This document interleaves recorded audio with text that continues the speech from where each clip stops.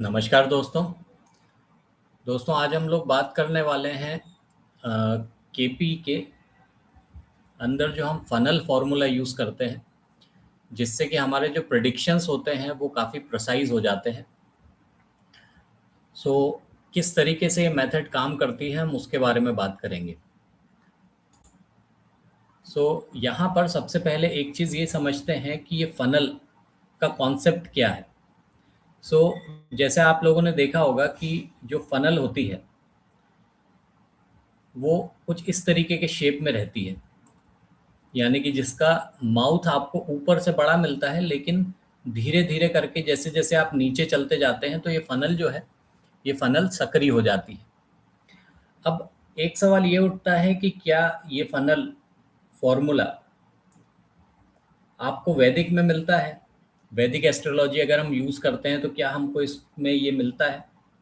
तो आंसर क्या है? आंसर है यस। क्या केपी आपको ये फनल फॉर्मूला प्रोवाइड करता है? सो आंसर है यस। क्या कोई दूसरी मेथड ये फनल फॉर्मूला प्रोवाइड करती है? तो इसका आंसर भी है यस। यानी कि आप कोई भी मेथड यूज़ करते हैं तो उस पर्टिकुलर मेथड को यूज़ करने के बाद में जब आप फाइनली एनालिसिस पे पहुंचते हैं, कोई भी इवेंट के एनालिसिस पे पहुंचते हैं, तो उस एनालिसिस का सूक्ष्म अध्ययन करने के लिए इस तरीके का फनल फार्मूला यूज़ किया जाता है। अब ये फनल फार्मूला है क्या? बेसिकली ये बेसिकली एक सिस्टमेटिक अप्रोच है। एक सिस्टमेटिक अप्रोच है जो कि आपको क्या प्रोवाइड करती है? ये आपको एक मेथड प्रोवाइड करती है जिसकी मदद से आप स्टेप बाय स्टेप किसी भी इवेंट का एनालिसिस करते हैं और फाइनली एक आउटकम पे पहुंचते हैं, जिसको यूज करके आप सामने वाले को, आपके क्लाइंट को एक जजमेंट देते हैं। अब सबसे पहले ये समझते हैं कि ये जो मेथड होती है, जो हमारी बेसिकली एस्ट्रोलॉजी होती है, वो किस तरीके से काम करती है। तो ये आपके सामने एक कुंडली बनी हुई है। नॉर्मली हम किस कुंडली का उपयोग करते हैं? हम जिस कुंडली का उपयोग करते हैं वो होती है लग्न कुंडली। ठीक है, ये सबसे बेसिक चार्ट है और आप इस चार्ट को कह सकते हैं कि जो वैदिक एस्ट्रोलॉजी है उसके अंदर ये जो चार्ट है, जिसको कि हम लग्न कुंडली कहते हैं, it is the king of all chart. ठीक है। अब यहाँ पर ये जो लग्न होता है, ये लग्न क्या होता है? ये लग्न डिसाइड किया जाता है सूर्य के हिसाब से, है ना। यानी कि जिस वक्त बालक का जन्म हुआ है उस समय पूर्व दिशा में कौन सी राशि चल रही थी, उसके हिसाब से हम डिसाइड करते हैं कि ये जो कुंडली है इसका लग्न कहाँ से शुरू होगा। अब मान लीजिए बच्चे का जन्म हुआ और उस समय पूर्व दिशा में एक राशि चल रही थी, 2 नंबर की राशि। ठीक है, तो हम क्या कर देते हैं, हम इस कुंडली के फर्स्ट हाउस के अंदर 2 नंबर की राशि लिखते हैं और इसी सीक्वेंस में राशियों के क्रम को आगे बढ़ा देते हैं।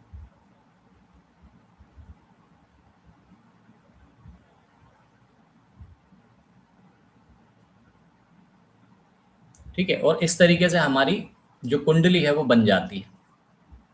अब क्या करते हैं हम, अब हम ये देखते हैं कि जो प्लैनेट हैं वो प्लैनेट उस पर्टिकुलर टाइम पे किस किस राशि के अंदर मूव कर रहे थे, उसके हिसाब से हम यहाँ पर प्लैनेटरी पोजीशन लिख लेते हैं। जैसे मान लीजिए यहाँ पे सूर्य है, यहाँ पे चंद्र है, चंद्र के साथ में मंगल है, ठीक है, यहाँ पर गुरु है, यहाँ पे शुक्र है, ठीक है, यहाँ पर शनि है,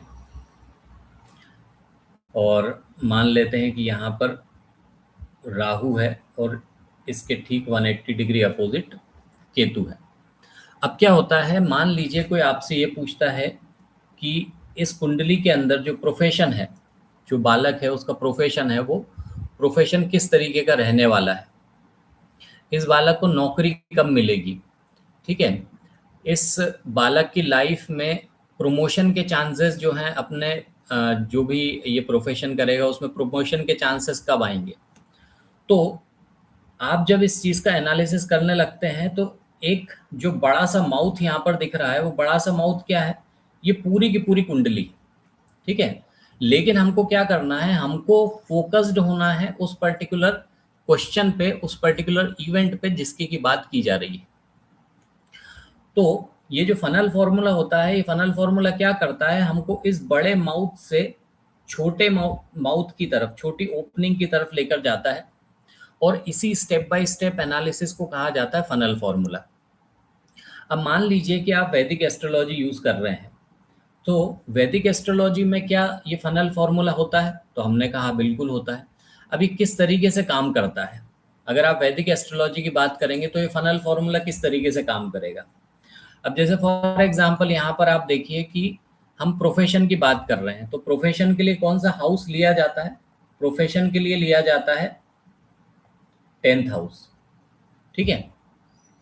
सो यहाँ पर 10th हाउस को रूल कौन कर रहा है? यहाँ पर 10th हाउस को रूल कर रहा है एक प्लैनेट, और वो प्लैनेट यहाँ पर कौन है?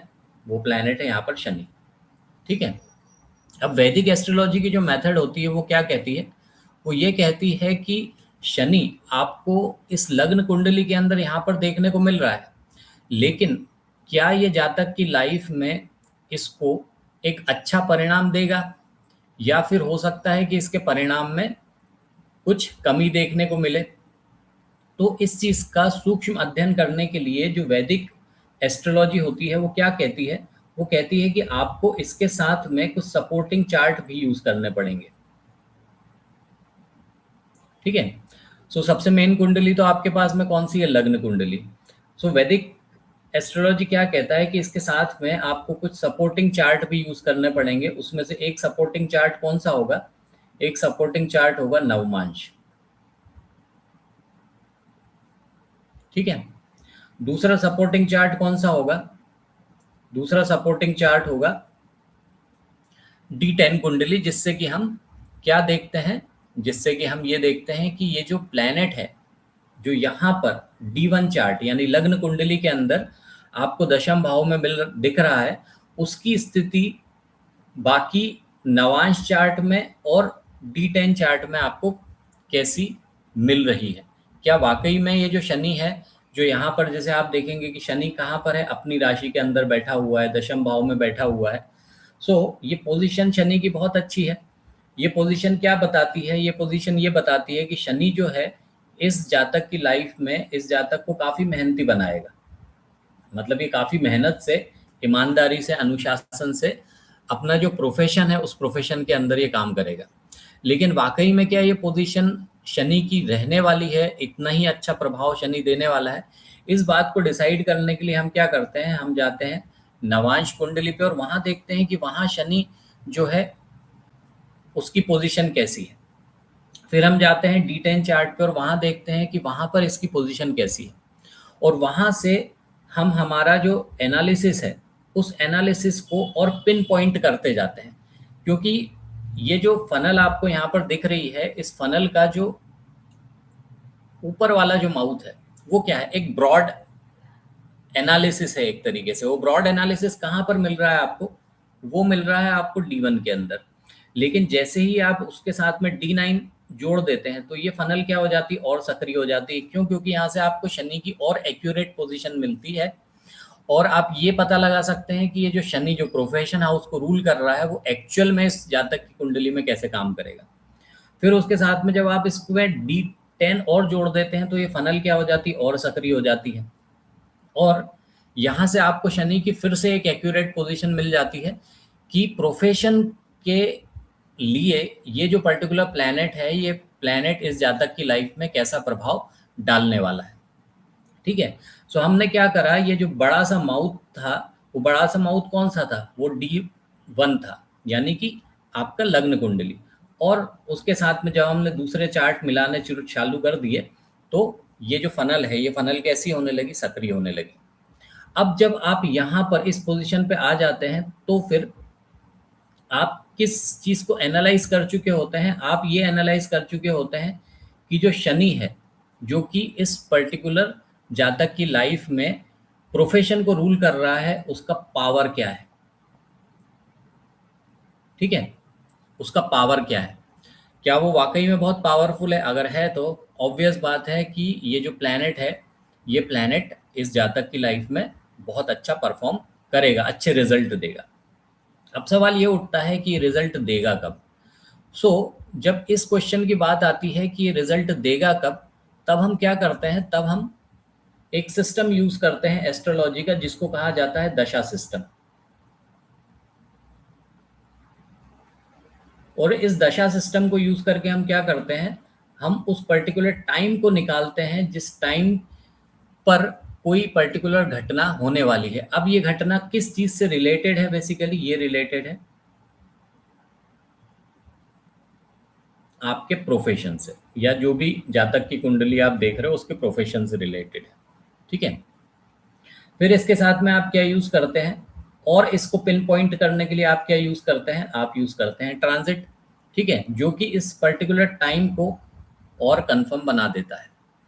अब कुल मिलाकर आप अगर इस पूरे के पूरे एनालिसिस को देखोगे, सो यहाँ पर जो प्रोसेस है वो एक फनल की तरह काम करती हुई दिखेगी। यानी कि आपका जो एक ब्रॉड एनालिसिस था, जो कि आप ऊपर ऊपर से देख रहे थे, उस ब्रॉड एनालिसिस को धीरे धीरे करके पिन पॉइंट करती जाएगी और एक्चुअल पोजीशन आपको बताना शुरू कर देगी कि इस जातक की लाइफ में प्रोफेशन की हालत कैसी रहने वाली है, कब इस जातक की लाइफ में प्रोफेशन में चढ़ाव आने वाला है, और कब इस जातक की लाइफ में प्रोफेशन को लेकर उतार आने वाला है या कुछ परेशानी आने वाली है। ठीक है। लेकिन यहाँ पर क्या हो रहा है, यहाँ पर बेसिकली आपको इस पूरी प्रोसेस को कंप्लीट करने के लिए आपको D1 चार्ट यूज करना पड़ रहा है, आपको D9 चार्ट यानी कि नवांश चार्ट यूज करना पड़ रहा है, और आपको D10 चार्ट यूज करना पड़ रहा है। अब इसको थोड़ा सा हम अंदर जाकर समझने की कोशिश करते हैं कि ये बेसिकली है क्या। मान लीजिए कि एक बड़ा सा ऑफिस है। ठीक है। उस ऑफिस के अंदर एक एम्प्लॉय काम करता है। तो ये ऑफिस का नाम जो है, मान लीजिए कोई ABC कंपनी है। ठीक है। और एक एम्प्लॉय यहाँ पर काम करता है। इस एम्प्लॉय का एक नाम दे देते हैं, इस एम्प्लॉय का नाम है विनोद मान लीजिए। ठीक है। तो कोई आपसे पूछेगा कि हाँ भाई, ये विनोद जो है वो कहाँ काम करता है, तो आप बोलोगे कि हाँ, ABC नाम की कंपनी में विनोद काम करता है। लेकिन एक्चुअल में विनोद कहाँ पर काम करता है, उसको पता लगाने के लिए आपको ये देखना पड़ेगा कि कंपनी के अंदर जाना पड़ेगा, और वहां जाके पता लगाना पड़ेगा कि विनोद जो है वो एडमिन डिपार्टमेंट में काम करता है, और एडमिन डिपार्टमेंट के अंदर वो रूम नंबर 102 में बैठता है। तो जब आपने एक ऑफिस का नाम लिया, तो आप समझ लीजिए कि कहाँ पर हो, आप इस फनल के माउथ पे हो। जैसे ही आप एडमिन डिपार्टमेंट में पहुंचे तो आपने फनल को और सकरा कर दिया। जैसे ही आप 102 नंबर रूम पे पहुंचे तो आपने इस फनल को और सकरा कर दिया। ठीक है।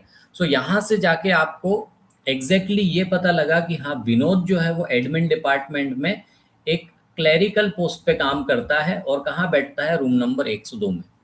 सो इस तरीके से जब हम पिन पॉइंट एनालिसिस करने के लिए जाते हैं, तो हमको एक्चुअल में पता चलता है कि जो इवेंट है उसकी कंडीशन किस तरीके की रहने वाली है। अब यहाँ पर क्या होता है दोस्तों, कि जितना भी जो भी लाइफ के इवेंट होते हैं, उन इवेंट को सबसे पहली चीज़ कि कोई ना कोई करवाने वाला चाहिए होता है। यानी कि क्या चाहिए होता है, हमको चाहिए होता है कर्ता, कि उस पर्टिकुलर इवेंट को इनिशिएट कौन करेगा। तो वो कौन होता है कर्ता, वो होता है प्लैनेट। ठीक है। अब यहाँ पर ये जो प्लैनेट है, इनकी एक पोजीशन होती है। वो पोजीशन हम क्या बोलते हैं कि ये जो प्लैनेट है ये किसी पर्टिकुलर राशि के अंदर बैठा हुआ है।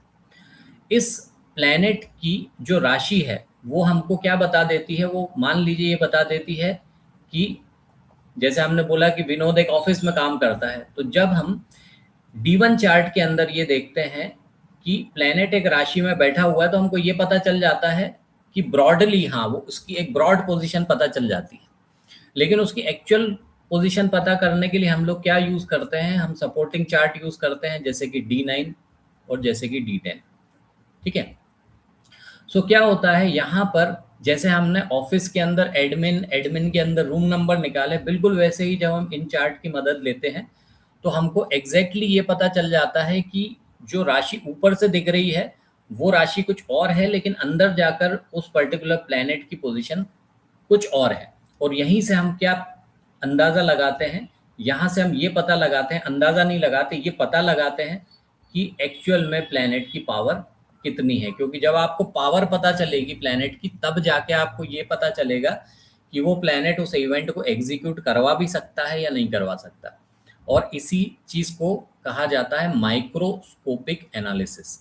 ठीक है, तो ये फनल फॉर्मूला करता क्या है आपके लिए? ये फनल फॉर्मूला आपको एक माइक्रोस्कोपिक, ठीक है, माइक्रोस्कोपिक विजन प्रोवाइड करता है उस पर्टिकुलर इवेंट के ट्रू और एक्चुअल एनालिसिस के लिए। ठीक, अब ये जो चार्ट्स होते हैं दोस्तों, ये निकाले कैसे जाते हैं? ये निकाले जाते हैं राशियों के डिवीजन करके। जब आप किसी राशि का 9 भाग में डिवीजन करते हैं तो कौन सा चार्ट आपके हाथ में आता है? तो आपके हाथ में आता है नवांश चार्ट। जब आप इसको 10 भाग से डिवाइड करते हैं तो आपके हाथ में क्या आता है? तो आपके हाथ में आता है दशमांश चार्ट, है ना, जिसको कि D10 चार्ट बोलते हैं। तो ये जो मेथड है दोस्तों, ये यूज़ की जाती है वैदिक एस्ट्रोलॉजी के इसमें।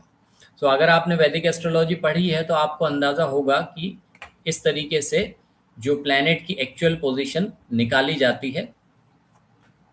और ये जो अलग अलग चार्ट बनते हैं इनको क्या बोला जाता है? डिविजनल चार्ट बोला जाता है ना? क्यों? क्योंकि ये राशि के डिवीजन से आपको मिल रहा है।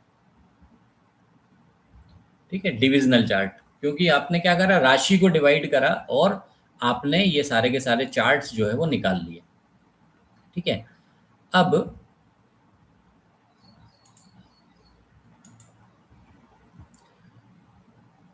मेरे ख्याल से कुछ प्रॉब्लम तो नहीं आ रही है आप लोगों को? कुछ स्क्रीन विजिबल है, ऑडियो क्लियर है? ओके, कुछ हो तो आप मैसेज कर सकते हैं। चलिए,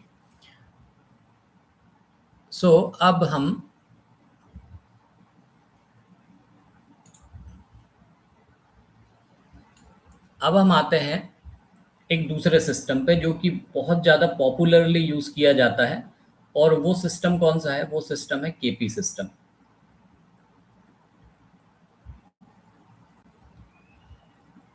ठीक है, वो सिस्टम है केपी सिस्टम। अभी केपी सिस्टम क्या है इसको समझने की कोशिश करिए। केपी सिस्टम को आप एक तरीके से शॉर्ट हैंड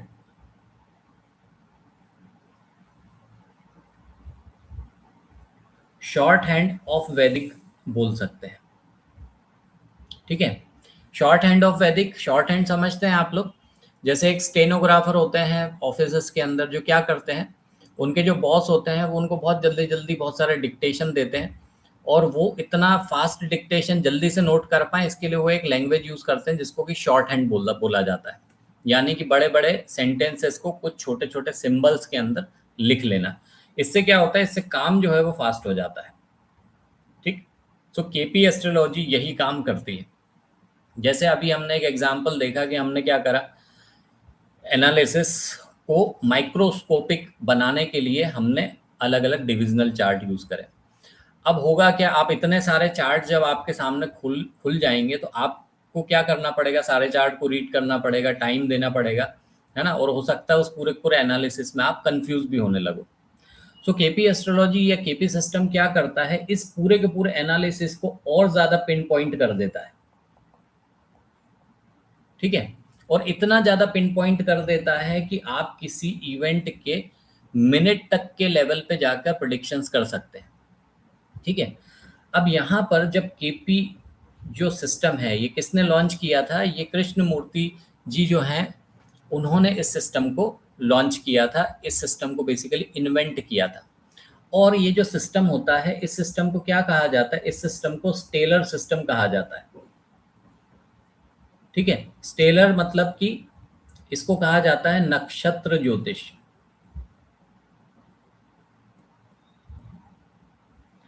अब आप बोलोगे कि भाई नक्षत्र क्या वैदिक एस्ट्रोलॉजी में यूज नहीं होते हैं? बिल्कुल होते हैं।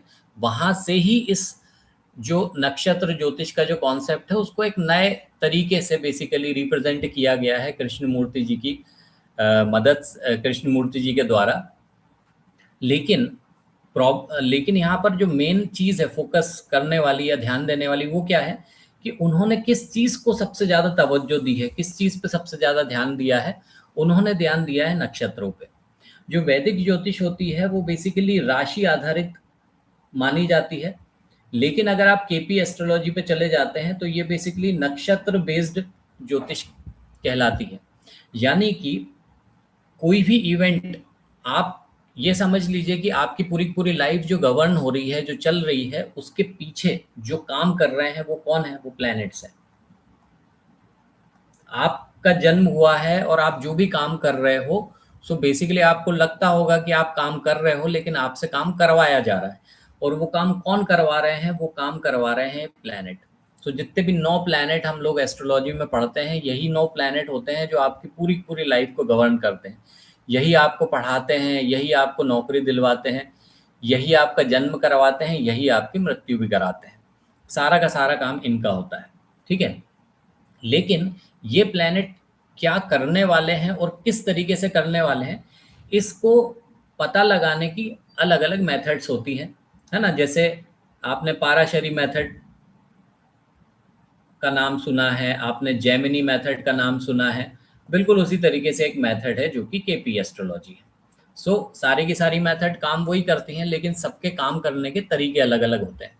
सो केपी एस्ट्रोलॉजी में फ़ायदा क्या होता है? केपी एस्ट्रोलॉजी में फ़ायदा ये होता है कि जो काम वैदिक एस्ट्रोलॉजी के अंदर काफ़ी टाइम देने के बाद में काफ़ी टाइम देकर करना पड़ता है, वही काम केपी एस्ट्रोलॉजी के अंदर काफ़ी आसानी से हो जाता है। ठीक है। तो ये केपी एस्ट्रोलॉजी का बहुत बड़ा फ़ायदा है। अब यहाँ पर आपको इस कॉन्सेप्ट को ध्यान में रखने के लिए, ये कॉन्सेप्ट आपको दिमाग में फिट हो जाए, ठीक है, आसानी से याद हो जाए, इसके लिए मैं आपको एक स्टोरी सुनाता हूँ। ठीक है। स्टोरी क्या है कि एक एक्टर होता है। ठीक है। एक एक्टर होता है जो कि क्या है, बहुत अच्छी एक्टिंग करता है। ठीक। सो उस एक्टर को अपना एक प्लेटफॉर्म मिलता है। ठीक है। वो धीरे धीरे करके अपनी प्रैक्टिस करता है, थोड़ा सा स्ट्रगल भी करता है। स्ट्रगल करने के बाद में क्या होता है, वो जो है एक्टिंग का अपना करियर शुरू कर लेता है। अब क्या होता है, उसको एक फिल्म मिलती है। फिल्म में वो काफ़ी अच्छा अपना रोल जो है उसको प्ले करता है, और एक पर्टिकुलर जो सीन होता है वो उसका फेवरेट बन जाता है। वो ऐसा सोचता है कि ये जो सीन है, ये मेरी लाइफ का जो है सबसे बेस्ट सीन रहने वाला है। अब होता क्या है कि वो पूरी की पूरी फिल्म बनती है। ठीक है। पूरी की पूरी फिल्म बनती है, काफ़ी अच्छा एक्टिंग होती है उसमें, वो एक्टर बहुत अच्छी एक्टिंग करता है। लेकिन जब उस पिक्चर को रिलीज किया जाता है, ठीक है, सो वो जो फेवरेट सीन होता है उस एक्टर का, वो क्या कर दिया जाता है, वो पिक्चर में से काट दिया जाता है। ठीक है।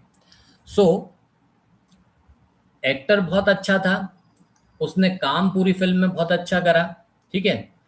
बहुत अच्छी उसने एक्टिंग करी, लेकिन फाइनली जो उसका सबसे बेस्ट सीन था, वो बेस्ट सीन जो है वो उस पिक्चर में से काट दिया गया। ठीक है। वो उस पिक्चर में से काट दिया गया। सो ये एग्जाम्पल को ध्यान रखिए। अब इस एग्जाम्पल में आपको किसको किस चीज़ से कंपेयर करना है, किसको किस चीज़ से कनेक्ट करना है। सो आप मान लीजिए कि जो एक्टर है वो कौन है? वो है प्लैनेट। ठीक है।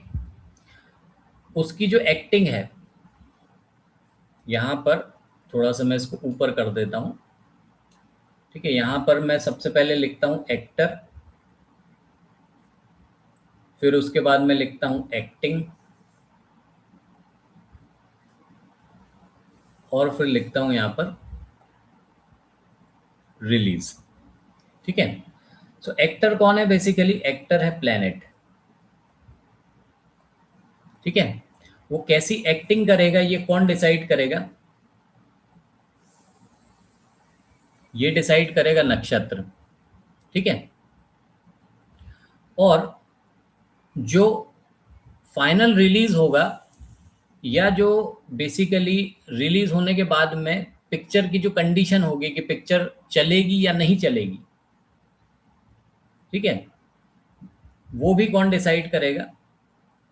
वो भी डिसाइड करेगा नक्षत्र, या फिर आप इसको बोल सकते हैं डिवीजन ऑफ नक्षत्र। ठीक है, डिवीजन ऑफ नक्षत्र। अब हमने क्या करा था, हमने D1 चार्ट देखा था। D1 चार्ट के अंदर हमने जब राशि को 9 से डिवाइड करा था तो हमको क्या मिल गया था, D9 चार्ट। और जब हमने उसको 10 से डिवाइड करा था तो हमको क्या मिल गया था, D10 चार्ट, है ना। ऐसा राशियों का डिवीजन किया था। सो केपी एस्ट्रोलॉजी में क्या होता है, केपी एस्ट्रोलॉजी में राशियों को डिवाइड नहीं किया जाता, किसको डिवाइड किया जाता, नक्षत्र को। ठीक है। सो एक प्लेनेट सबसे पहले तो किसी न किसी नक्षत्र के अंडर आता ही आता है ना। ये हम सभी जानते हैं कि कितने नक्षत्र होते हैं, 27 नक्षत्र होते हैं। सो कोई भी प्लेनेट क्या होता है, किसी न किसी राशि के अंडर में होता है और किसी न किसी नक्षत्र के अंडर में होता है।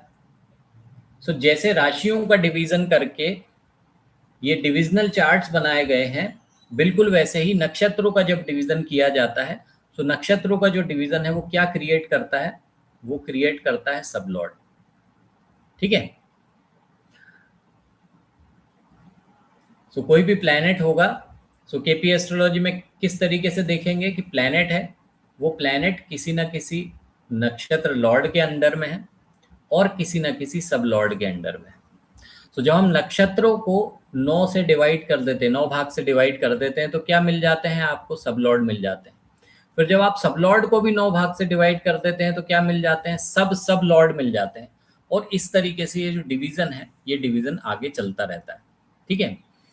अब यहाँ पर केपी एस्ट्रोलॉजी जो पॉपुलर हुई है, इतनी ज़्यादा जो यूज़ की जाती है केपी एस्ट्रोलॉजी, वो इसीलिए की जाती है कि कृष्ण मूर्ति जी ने जो कॉन्सेप्ट लॉन्च किया था, वो लॉन्च किया था, या जो इन्वेंट किया था, लॉन्च नहीं बोलेंगे, इन्वेंट किया था, अपनी रिसर्च करी थी और उस रिसर्च से उन्होंने जो कॉन्सेप्ट है उसको इन्वेंट किया था कि कोई भी प्लैनेट अपने से पहले किसके रिजल्ट देगा, अपने नक्षत्र लॉर्ड के रिजल्ट देगा।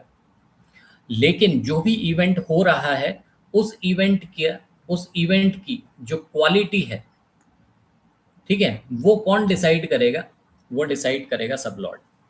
ठीक, कि वो इवेंट होगा या नहीं होगा, और होगा तो कितना अच्छा होगा, ये चीज कौन डिसाइड करेगा, ये डिसाइड करेगा सब लॉर्ड। और यही इस सब लॉर्ड के कॉन्सेप्ट के आने के बाद में पूरी की पूरी जो स्टोरी है वैदिक एस्ट्रोलॉजी की, वो चेंज हो जाती है और केपी एस्ट्रोलॉजी का एक नया कॉन्सेप्ट जो है वो शुरू होता है। ठीक है। सो यहाँ पर अब हम जो एक फनल फॉर्मूला फाइनली यहाँ पर डिस्कस करने वाले हैं कि अगर आप केपी एस्ट्रोलॉजी के थ्रू एक एनालिसिस करते हैं तो वो एनालिसिस कैसे करोगे आप, और किस तरीके से वो जो एनालिसिस है, वो एनालिसिस आपका काफ़ी सिंपल और काफ़ी इजी स्टेप्स के अंदर आपका कंप्लीट होगा। ठीक है। सो अब हम आ रहे हैं कहाँ पर, हमारे केपी फनल फॉर्मूले के अंदर।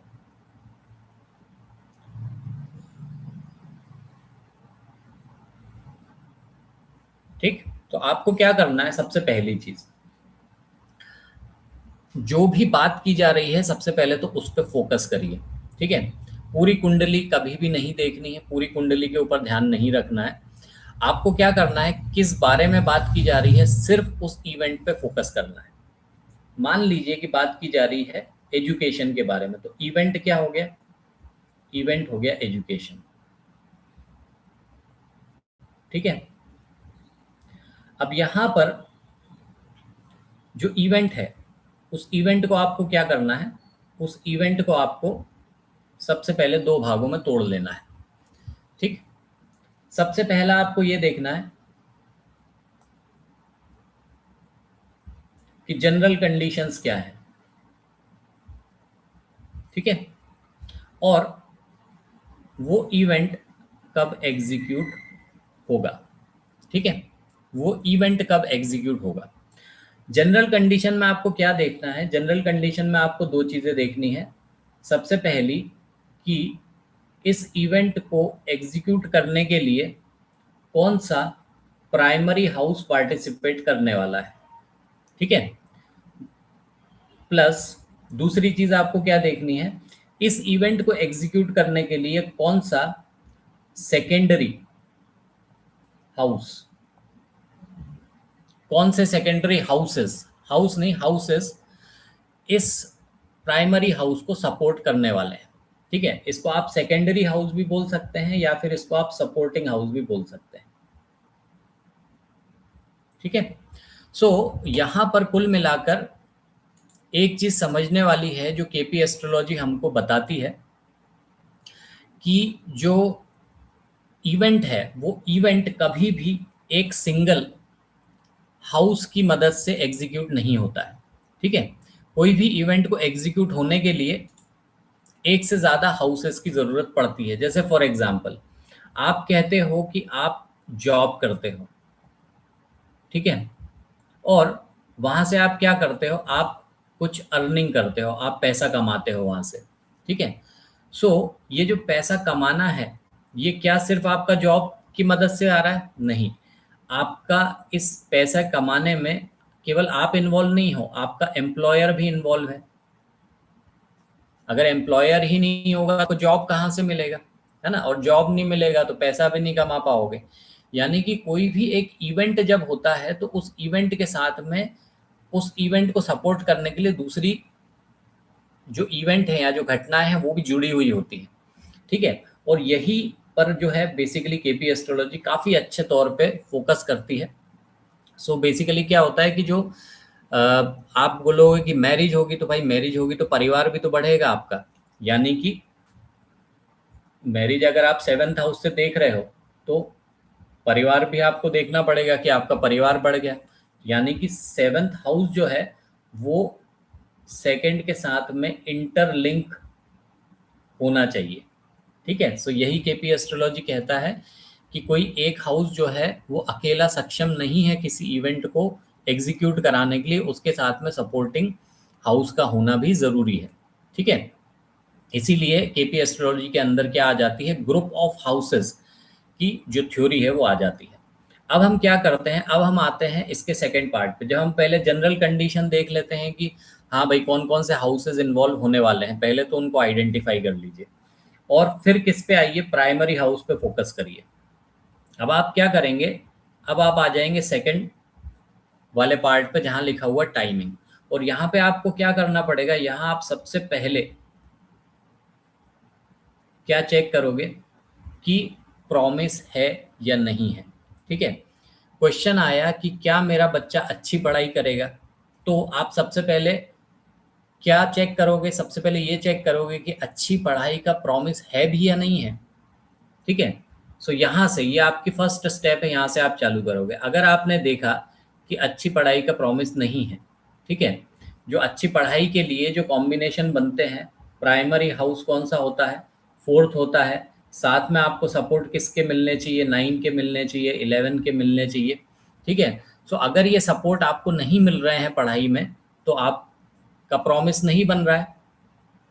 आंसर आया नो, तो क्या हो जाएगी, कहानी यहाँ पे ख़त्म हो जाएगी, आगे कुछ भी एनालिसिस करने की ज़रूरत नहीं है। ठीक है, सो आप देखिए यहाँ पर हमने फनल स्टार्ट करी और वो फनल तुरंत ख़त्म भी हो गई। क्यों? क्योंकि प्रॉमिस ही नहीं है तो आगे देखने की ज़रूरत नहीं है। लेकिन अगर आपको प्रॉमिस मिल जाता है कि हाँ अच्छी पढ़ाई का प्रॉमिस है, तो फिर क्या करिए, नीचे उतरिए, और नीचे उतरने के बाद में इस सेकेंड स्टेप पे आइए। नीचे उतरने के बाद में कहाँ आ जाएंगे, सेकंड स्टेप पे आ जाएंगे। अब यहाँ पे आप क्या देखेंगे, यहाँ पे ये देखेंगे कि हाँ अच्छी पढ़ाई का योग है। ये जो आपने देखा और जो बोला उसको हम क्या कहते हैं, उसको हम कहते हैं स्टैटिक प्रॉमिस। ठीक है, और ये स्टैटिक प्रॉमिस फलित कब होता है, जब आता है टाइम। ठीक है, और टाइम कौन देता है, टाइम देती है दशाएं।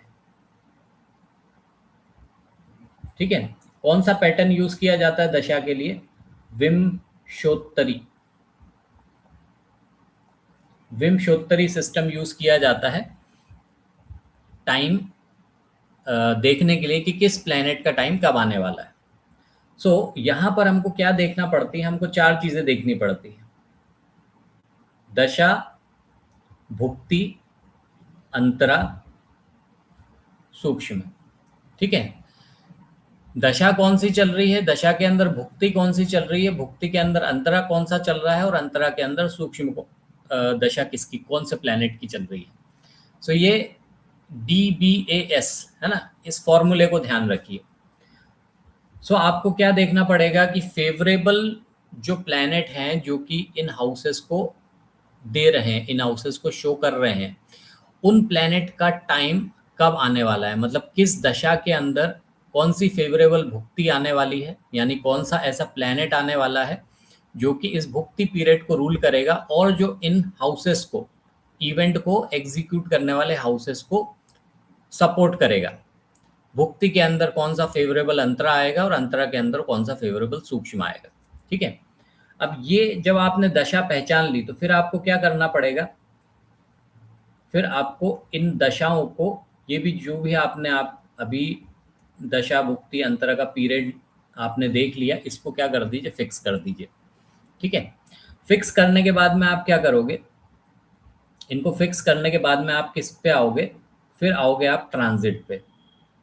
ठीक है, यानी कि आप ये देखोगे कि ये जो दशा का प्लैनेट है, भुक्ति का प्लैनेट है, अंतरा का प्लैनेट है और सूक्ष्म का प्लैनेट है, ये जिस भी नक्षत्र, जिस भी उप नक्षत्र के अंदर ट्रांजिट कर रहे हैं वो फेवरेबल है कि अनफेवरेबल है।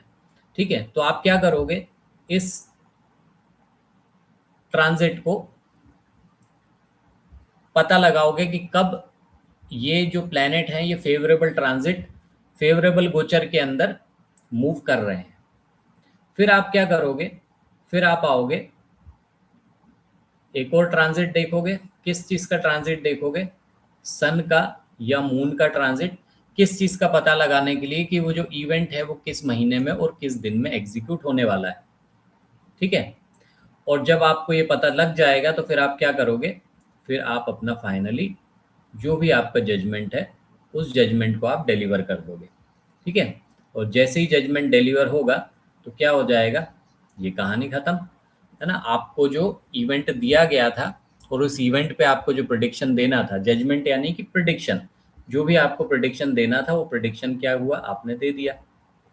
ठीक है, और यहाँ पे वो जो क्वेश्चन है उस क्वेश्चन का आंसर मिल गया और उस क्वेश्चन का जो पर्पस है वो पर्पस जो है सॉल्व हो गया। तो कुल मिला के यहाँ पर कहानी खत्म हो जाएगी। ठीक है, सो ये जो है यहाँ पर जैसे ही हम इस प्रॉमिस से शुरू करते हैं, ठीक है, फिर हम क्या करते हैं, दशाएं पकड़ते हैं, फिर हम क्या करते हैं, ट्रांजिट पकड़ते हैं और फिर फाइनली जजमेंट देते हैं। ठीक, सो यहाँ पर ये जो फनल है, ये फनल आपको ऊपर से लेकर नीचे एंड तक आपको लेकर जाती है। ठीक, और यहाँ पर आपको कोई भी अलग अलग जो डिविजनल चार्ट होते हैं उसमें से कोई भी आपको यूज नहीं करना पड़ा। सो यहाँ पर जो काम आप वैदिक एस्ट्रोलॉजी से कर रहे थे वो काम आपका कई गुना तेजी से, कई गुना स्पीडली ये काम आपका यहाँ पर कंप्लीट हो जाता है। और यही रीज़न है दोस्तों कि इसी वजह से जो केपी एस्ट्रोलॉजी है वो इतनी ज़्यादा पॉपुलर है, इतनी ज़्यादा यूज़ की जाती है। ठीक है, आगे जो हम क्लासेस और भी डिस्कस करेंगे इसमें मैं आपको लाइव इवेंट के साथ में इस तरीके के जो जजमेंट होते हैं, ये जो फनल फार्मूला मैंने आपको बताया है, इस फनल फार्मूले को प्रैक्टिकली हमको लाइव इवेंट पे, जैसे एजुकेशन है या मैरिज है या प्रोफेशन है, अलग अलग उसमें किस तरीके से यूज़ किया जाता है वो भी मैं आपको अगली जो क्लासेस होंगे हमारी लाइव क्लासेस उसमें आपको बताऊंगा। बाकी अभी इस जो भी चीज़ें हम लोगों ने अभी तक डिस्कस करी हैं, अगर इसमें आपको कोई डाउट है तो आप पूछ सकते हैं। The platform is open to you. कोई डाउट है आपको तो इसमें आप पूछ लीजिए। ठीक है, आप मैसेज भी कर सकते हैं या you can talk to me also. ये जो भी हमने फनल फॉर्मूला यूज करा है किस लिए, हमारे इवेंट के माइक्रोस्कोपिक पिन पॉइंट विजन के लिए हमने ये जो फनल फॉर्मूला है उसको हमने यूज़ करा है। ठीक है, जिससे हम कहाँ से कहाँ तक पहुँचे हैं, जिससे हम डायरेक्टली एक इवेंट से, है ना, यहाँ से एक इवेंट शुरू हुआ और धीरे धीरे करके हम पिन पॉइंट बॉटम तक आए और वहाँ पर हमने ये एनालिसिस करके दिया, ये प्रिडिक्शन करके दिया कि हाँ जातक के साथ में ऐसा होगा और ऐसा किस टाइम पर होगा, बिल्कुल पिन पॉइंट आप इस पर्टिकुलर फॉर्मूले को यूज़ करके बता सकते हैं। ठीक है, so if anybody has any doubt तो आप लोग पूछ लीजिए। बाकी हमारी जो नेक्स्ट क्लासेस होंगी इसी केपी एस्ट्रोलॉजी के ही प्रिंसिपल को हम आगे बढ़ाएंगे और उसमें हम अलग अलग इवेंट्स लेंगे और उन इवेंट का इसी फनल फॉर्मूले की मदद से हम एनालिसिस करेंगे और आप खुद भी देखेंगे कि कितने फास्ट ये जो एनालिसिस हैं और कितने पिन पॉइंट एनालिसिस हैं और कितने एक्यूरेटली ये जो एनालिसिस हैं वो इस मेथड की मदद से कंप्लीट होते हैं। ठीक है। इसके अलावा मैं आपको एक चीज़ और बता देता हूँ कि आप प्ले स्टोर पर जाकर हमारी जो ऐप है उसको आप डाउनलोड कर सकते हैं।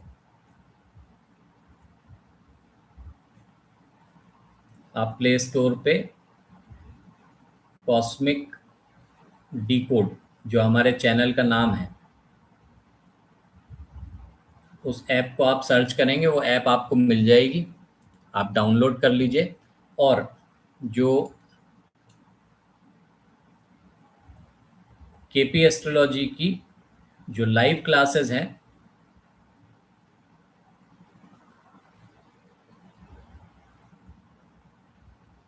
वो भी हम शुरू कर रहे हैं 25 ऑफ जुलाई, इस महीने के 25 तारीख को हम लाइव बैचेस भी शुरू कर रहे हैं। उसकी इन्फॉर्मेशन भी आप यहाँ से देख सकते हैं। उस ऐप के अंदर आप जाएंगे तो वहाँ से आपको ये इन्फॉर्मेशन भी मिल जाएगी। ठीक है। सो ये लाइव क्लासेस हम लोग शुरू करने वाले हैं। अगर आप इंटरेस्टेड होते हैं तो आप लाइव बैचेस भी ज्वाइन कर सकते हैं। वहाँ पर हम जो हमारा बेसिकली कोर्स है वो है mastery programme, KP mastery programme, जिसमें बेसिक से लेकर एडवांस तक हर एक चीज़ हम आपको स्टेप बाय स्टेप बताएंगे कैसे एनालिसिस किया जाता है, जो भी चीज़ें यूज़ की जाती है एनालिसिस में, जिससे आप काफ़ी एक्यूरेटली और पिन पॉइंट एनालिसिस कर सकते हैं और काफ़ी फास्ट एनालिसिस कर सकते हैं इस केपी एस्ट्रोलॉजी को यूज़ करके। सो आई होप कि आपको जो भी मैंने कॉन्सेप्ट समझाए हैं आपको समझ में आए होंगे। और अगर आपको कुछ डाउट होते हैं तो आप अभी भी पूछ सकते हैं। अगर अभी नहीं आ रहे हों, बाद में कभी आते हैं तो हमें आप यूट्यूब पर मैसेज कर सकते हैं। सो वहाँ से भी हम आपको रिप्लाई देंगे। So thank you very much for attending the class. आज के सेशन के लिए इतना ही। अगले सेशन में हम एक नए टॉपिक के साथ फिर से मिलेंगे। तब तक के लिए नमस्कार।